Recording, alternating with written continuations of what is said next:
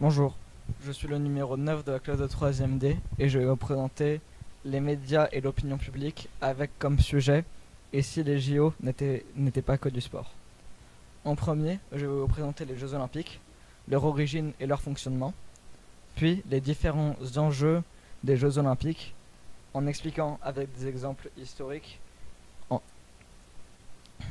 et je détaillerai un de ces enjeux. Ensuite, je vais argumenter sur les effets positifs et ou négatifs de cet enjeu. Et enfin finir avec une conclusion. Ce que nous appelons Jeux Olympiques s'appelle en fait Jeux Olympiques modernes est le prolongement des Jeux Olympiques, une tradition de la Grèce antique. Il s'agit d'événements sportifs internationaux d'importance majeure où de nombreux athlètes du monde entier participent à des compétitions amicales dans des disciplines variées.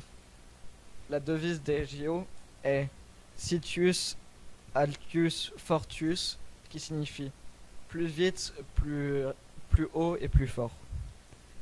Les Jeux Olympiques ont des enjeux économiques. Exemple d'Albertville, que les Jeux Olympiques ont permis de subsister dans le temps malgré une dette de 12 milliards de francs grâce au renouvellement des emplois lors de cette période.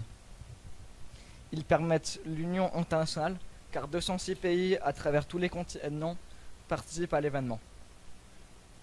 Il y a aussi des enjeux politiques et géopolitiques, avec par exemple l'Allemagne les Jeux Olympiques d'Allemagne en 1936, où la propagande pour le régime nazi était partout.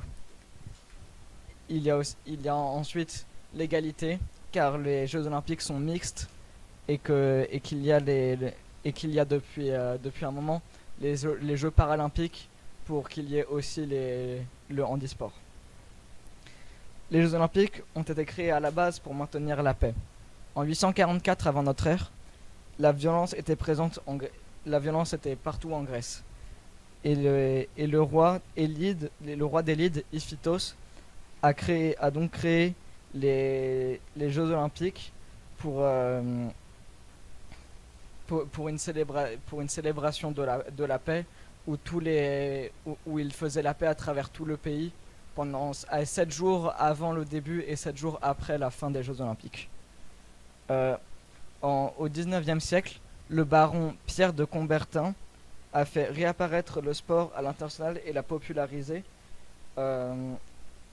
Et en 1894, il a fait créer le CIO, le CIO, Comité international olympique, pour restaurer les Jeux et avoir la paix dans le monde.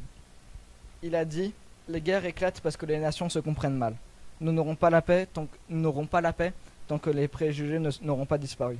Pour y parvenir, quoi de mieux que de réunir les jeunes de tous les pays du monde dans des compétitions pour des épreuves amicales de force musculaire et d'agilité. Ils ont même permis l'unification en 1956 de la RFA et de la RDA en une seule et même équipe en pleine guerre froide. Les Jeux Olympiques ont donc permis la paix et l'unification des pays du monde entier. Le problème est que ça ne dure qu'un temps, il y a toujours des guerres. Les JO avaient d'ailleurs pour objectif caché de former les jeunes pour la guerre, pour être militaire. De plus, le sens se perd, comme à Moscou en 1980, où les États-Unis boycottent les Jeux Olympiques à cause de l'Union soviétique, du régime soviétique.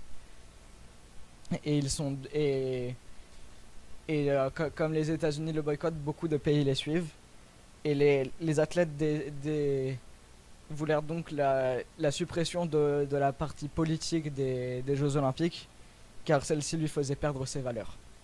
En conclusion, les Jeux Olympiques sont des célébrations qui, derrière leur image de sport amical international, cachent de la politique et de l'économie, et je trouve qu'avec le temps, cet aspect de paix et de neutralité se perd.